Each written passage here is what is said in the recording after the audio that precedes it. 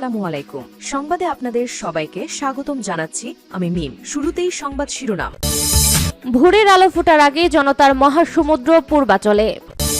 এদিকে বিমানবন্দর ৩০০ ফিট গুলশান সহ গুরুত্বপূর্ণ স্থানে বিজেপি মোতায়েন। এছাড়া তারেক রহমানের অনুরোধ রেখেছেন যুক্তরাজ্য বিএনপির নেতাকর্মীরা। আরও থাকছে শীত উপেক্ষা করে রাতভর সংবর্ধনা স্থলে বিএনপির নেতাকর্মীরা। এছাড়া হাদির খুনিদের গ্রেপ্তার করতে না পারার খেসারত দিতে হলো সিয়ামকে, বলল জামায়াত আমির। এবং সর্বশেষ জানিয়ে দেব প্রধান উপদেষ্টার বিশেষ সহকারী খুদা বক্স চৌধুরীর পদত্যাগ। শিরোনাম শুনছিলেন, এবার বিস্তারিত।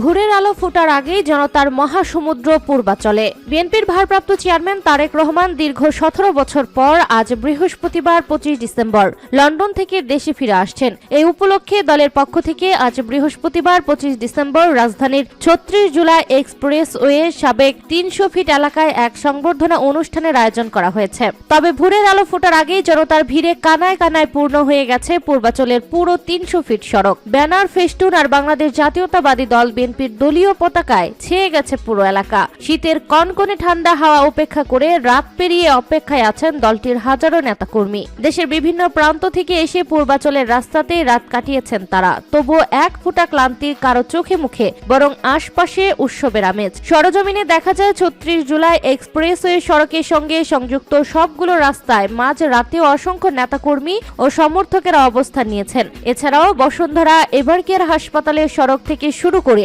মঞ্চ এলাকা পর্যন্ত কোথাও তিল ধারণের জায়গা নেই। তাদের মধ্যে ব্যাপক উৎসাহ উদ্দীপনা দেখা গেছে। উপস্থিত সবার মনেই উৎসবের আমেজ, সবার মুখে মুখে ফিরছে একটি স্লোগান, লিডার আসছে।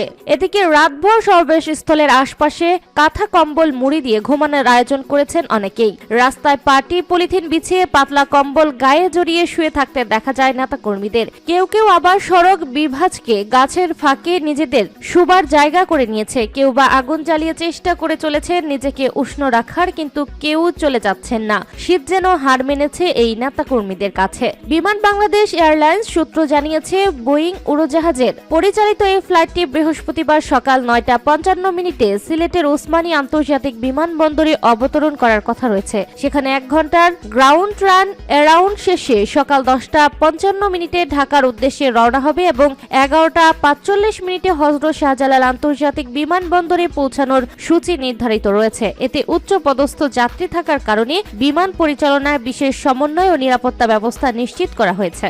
বিমানবন্দর ৩০০ ফিট গুলশান সহ গুরুত্বপূর্ণ স্থানে বিজেপি মোতায়েন। তারেক রহমানের স্বদেশ প্রত্যাবর্তনকে ঘিরে নিরাপত্তা জোরদারে বিমানবন্দর ৩০০ ফিট ও গুলশান সহ রাজধানীর অন্যান্য গুরুত্বপূর্ণ স্থানে বিজেপি মোতায়েন করা হয়েছে। বৃহস্পতিবার ২৫ ডিসেম্বর সকালে বিজেপি সদর দপ্তর থেকে দেওয়া এক বার্তায় এই তথ্য জানানো হয়েছে। লন্ডনের হিথ্রো বিমানবন্দর থেকে ঢাকার উদ্দেশ্যে রওনা হয়েছে বিএনপির ভারপ্রাপ্ত চেয়ারম্যান তারেক রহমানকে বহনকারী উড়োজাহাজটি। প্রায় ১৭ বছর পর তারেক রহমানের দেশে ফেরার এই যাত্রায় তার সঙ্গে আছেন স্ত্রী ডক্টর জুবাইদা রহমান এবং মেয়ে ব্যারিস্টার জাইমা রহমান। ফ্লাইটটি দুপুর ১২টা নাগাদ ঢাকায় পৌঁছানোর শিডিউল রয়েছে।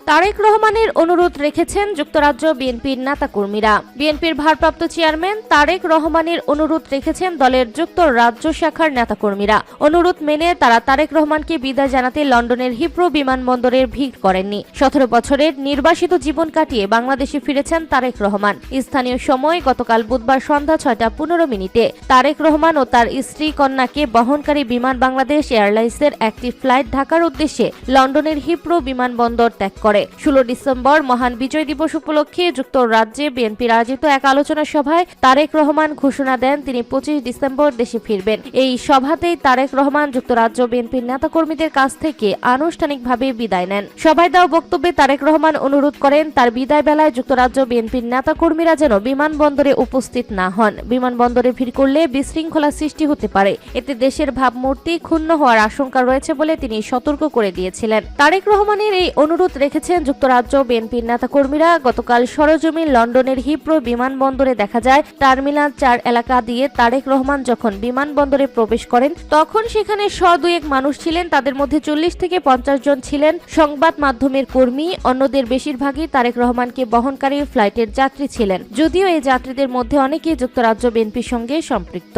এ সময় বিমানবন্দরে যুক্তরাজ্য বিএনপির আহ্বায়ক আব্দুল কালাম আজাদ ছাড়া দলের কিংবা অঙ্গ সংগঠনের অন্য কোনো নেতাকর্মীদের দেখা যায়নি। শীত উপেক্ষা করে রাতভর সংবর্ধনা স্থলে বিএনপির নেতাকর্মীরা। বিএনপির ভারপ্রাপ্ত চেয়ারম্যান তারেক রহমানের স্বদেশ প্রত্যাবর্তন উপলক্ষে তাকে সংবর্ধনা দিতে অধীর আগ্রহে অপেক্ষার প্রহর গুনছেন দলের নিবেদিত প্রাণ নেতাকর্মী ও সমর্থকেরা। এরই অংশ হিসেবে বুধবার দিবাগত রাতে শীত উপেক্ষা করে সংবর্ধনা স্থলে অবস্থান করেছেন তাদের অনেকে। বিশেষ করে দেশের প্রত্যন্ত অঞ্চল থেকে আসা নেতাকর্মীরা রাতভর সংবর্ধনা স্থলে কাটিয়েছেন। রাজধানীর পূর্বাঞ্চলে ৩৬ জুলাই ৩০০ ফিট সড়কে এই দৃশ্য দেখা গেছে। নেতাকর্মীদের দাবি, দীর্ঘ ১৭ বছরের নির্বাসিত জীবনের অবসান ঘটিয়ে মা মাটি ও মানুষের টানে দেশে ফিরেছেন তারেক রহমান। তাকে নজিরবিহীন সংবর্ধনা দিতে উদ্যোগ নিয়েছে দল। এ উপলক্ষে লাখো কর্মী সমর্থকের পদচারণায় মুখরিত হবে সংবর্ধনা স্থল। যে কারণে প্রিয় নেতাকে কাছ থেকে দেখতে শীত উপেক্ষা করে সংবর্ধনা স্থলে অবস্থান করছেন তারা। এ সময় বিএনপি কর্মী ও সমর্থকদের চাটাই, বিছানা ইত্যাদিতে শুয়ে কম্বল মুড়িয়ে থাকতে দেখা গেছে। শীতে কাতর হলেও প্রিয় মুহূর্তে সাক্ষী হওয়ার আনন্দে উচ্ছ্বাসিত ছিলেন তারা। হাদির খুনিদের গ্রেপ্তার করতে না পারার খেসারত দিতে হলো সিয়ামকে, বলল জামায়াত আমির। রাজধানীর হাতিরঝিল থানার মগবাজার ওয়্যারলেস গেট এলাকায় ফ্লাইওভার থেকে ছোড়া ককটেল বিস্ফোরণে সিয়াম নামে এক যুবক নিহত হয়েছে। বুধবার সন্ধ্যায় এই ঘটনা ঘটে। এদিকে ককটেল হামলার ঘটনায় নিন্দা জানিয়েছেন বাংলাদেশ জামায়াতে ইসলামের আমির ডক্টর শফিকুর রহমান। বুধবার রাতে নিজের ভেরিফাইড ফেসবুক পেজে দেওয়া এক পোস্টে জামায়াত আমির বলেন, বুধবার সন্ধ্যায় রাজধানীর মগবাজার ফ্লাইওভার থেকে ছোড়া ককটেল বোমা বিস্ফোরণে সিয়াম নামের এক যুবক নিহত হওয়ার ঘটনা তীব্র নিন্দা জানাচ্ছি। নিহত সিয়ামের আত্মার মাগফিরাত কামনা করছি। আল্লাহ তাআলা তাকে ক্ষমা করুন, তার উপর রহম করুন এবং তার শোক সন্তপ্ত পরিবারকে উত্তম ধৈর্য ধারণের তৌফিক দান করুন। তিনি বলেন, শহীদ শরীফ ওসমান বিন হাদির খুনিদের গ্রেপ্তার করতে না পারার খেসারত দিতে হলো নিরীহ সিয়ামকে। একটি দুষ্ট চক্র দেশকে অস্থিতিশীল করতে চোরাগুপ্তা হামলা চালাচ্ছে। প্রশাসনকে তার দায়িত্ব নিষ্ঠার সঙ্গে দায়িত্ব পালন করতে হবে এবং জনগণকেও প্রতিরোধ গড়ে তুলতে হবে।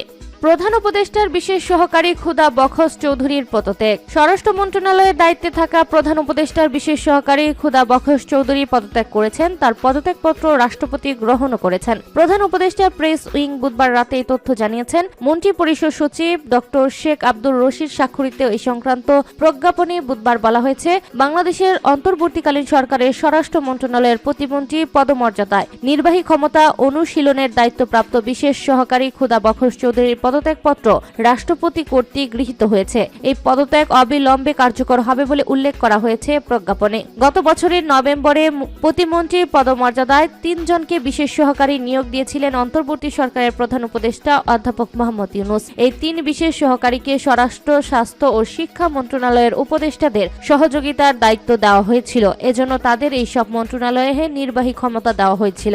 এর মধ্যে স্বরাষ্ট্র মন্ত্রণালয়ে বিশেষ সহকারী দায়িত্ব পেয়েছিলেন পুলিশের সাবেক মহাপরিদর্শক আইজিপি খুদা বখশ চৌধুরী, আর স্বাস্থ্যের দায়িত্ব পান বঙ্গবন্ধু শেখ মুজিব মেডিকেল বিশ্ববিদ্যালয়ের উপাচার্য অধ্যাপক সাইদুর রহমান এবং শিক্ষা মন্ত্রণালয়ের দায়িত্ব পেয়েছিলেন অধ্যাপক এম আমিনুল ইসলাম। আমিনুল ইসলাম কয়েক মাস আগেই পদত্যাগ করেন। এখন পদত্যাগ করলেন খুদা বখশ চৌধুরী।